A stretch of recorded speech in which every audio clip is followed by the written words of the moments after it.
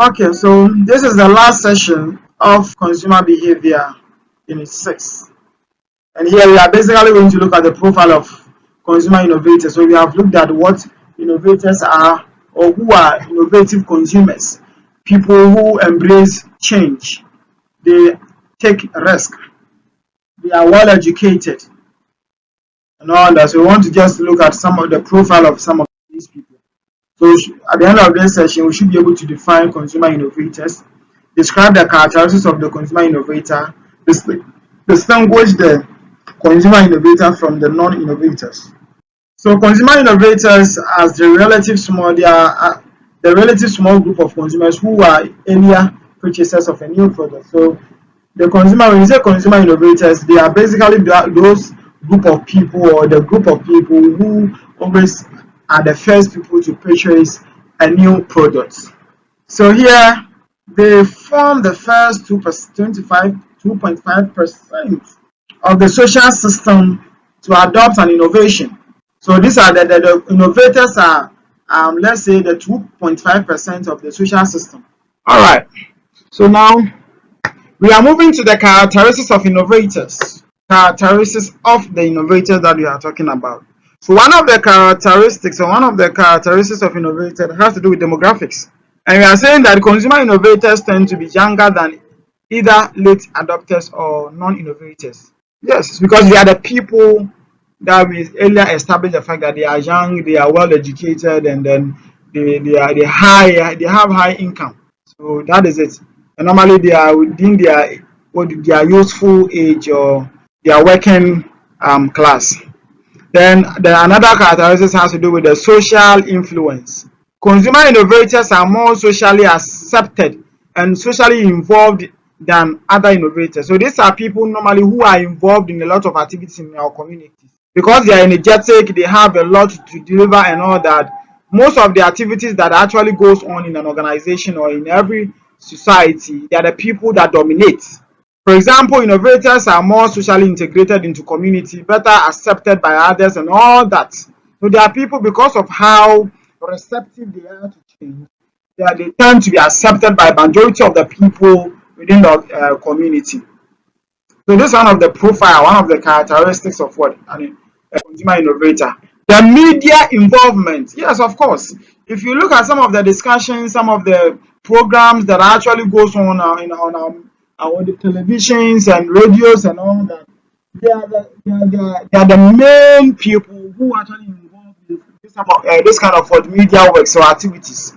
And Hoya and then McLean's 1977 reported that research suggests that innovators are heavily involved in the media and the use of external information extensively, and they are active seekers and disseminators of information. So the innovators or the consumer innovators are majority of they are the most of the consumers who actually spread news, and then they actually communicate a lot about what product that they actually encounter. So that is it. Then we have personality traits. Personality traits. Now, they are people that they are we say they are innovativeness and they are related personality traits and all that. So some of the important points here we should critically take note has to do.